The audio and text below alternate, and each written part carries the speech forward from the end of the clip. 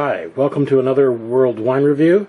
Today we're going to be looking at a more mainstream wine. It's from Australia. It is called Hardy's Stamp of Australia 2010 Riesling Gewurztraminer. I found this wine to be a very good wine. I had it recently at a restaurant in my area called Milestones, and it was very good with steak. It lists for $10 at the Liquor Control Board of Ontario, and I just wanted to present it. Hardy's is one of the largest wine producers in Australia and goes back to 1853. I'm going to give you a couple of excerpts from the website to give you an idea on its history. Thomas Hardy leaves Devon, England, and sets sail from Plymouth aboard the British Empire ship with his cousin Joanna for the colony of South Australia. He takes his first job working on a mixed farm and vineyard south of Adelaide and is owned by John Reno. Thomas marries Joanna and purchases their first property on the banks of the River Torrens. This property becomes known as Bankside and the birthplace of Hardy's wines.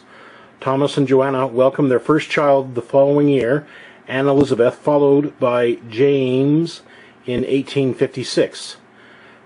Caroline in 1857, and Thomas Nathaniel in 1862, and then Robert Burrow in 1864, and lastly Eliza in 1868. In 1854, he planted his first grapes of Shiraz and Grenache. I'll put the link to the website on later on in the review.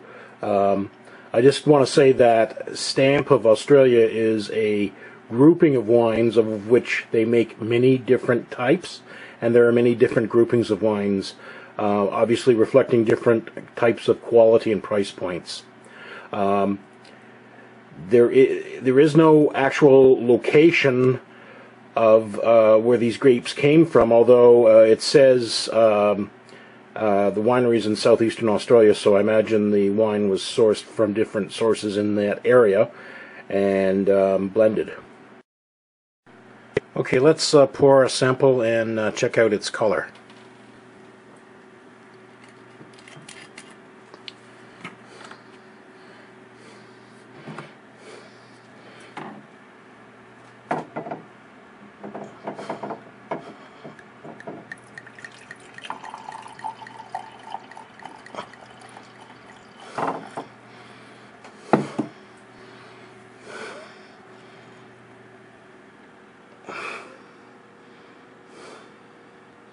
Well, looking at it, it's fairly clear, and it is a straw yellow. Beyond that, there's not much to it as far as color is concerned. Okay, let's take a sniff and see what we come up with.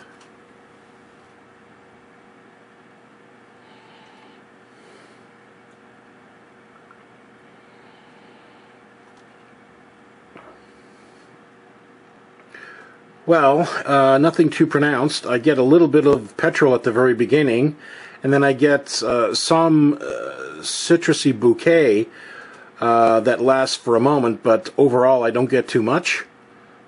But that doesn't mean that it isn't a good wine. Okay, let's take a taste and see what we come up with.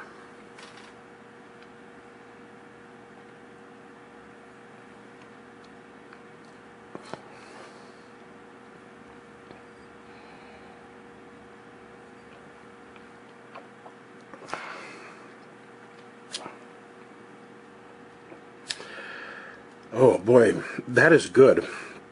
This is going to be very much a hypersensitive sweet taster review, and please take it in that context.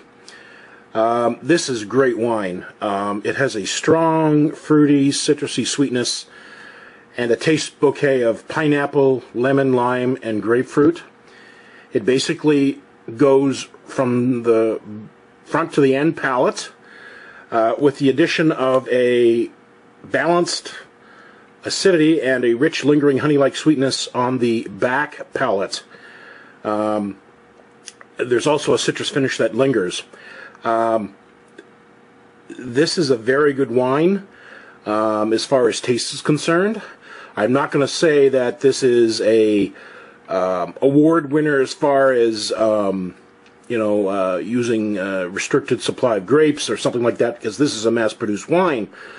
But boy, oh boy, it is good, and it's for that reason that I consider it a very good wine from a taste perspective for a sweet hypersensitive type. Have it with whatever you want, and if it becomes bitter, use some salt or acidity to knock it back with what you're eating it with. As I mentioned earlier, I had this wine at a local restaurant called Milestones with steak, and I was very impressed with it. It's only $10, and to be honest with you, this is one of the best $10 wines I've ever tasted. I know it's mass-produced, so I'm not going to say it's an award winner from the point of view, but if you're just a consumer that wants a really good bottle of wine and that tastes real good, and you're a sweet hypersensitive taster, check this one out. I don't think you can go wrong. And as far as scores are concerned, well, my taste buds say 90, but my head says 88, and a Monday to Thursday score of 93.